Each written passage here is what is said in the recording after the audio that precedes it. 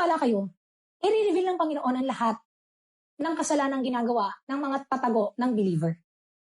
Okay? Ito yung ang pag-iisip at puso ay nasa mundo. Yung mga tao ay kung ikaw ay nasa kingdom ngayon ng Panginoon, may takot at kabanalan ng puso mo sa Panginoong Hesus, huwag kang matakot.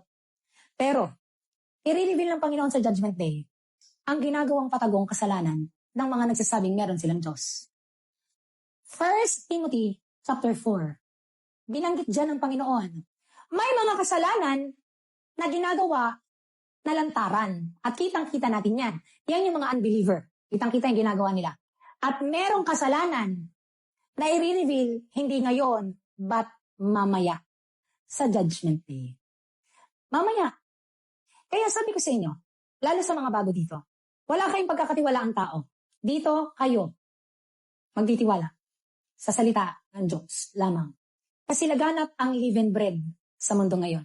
Live-in bread is salita ng Diyos na kanilang ginawang makasalanan.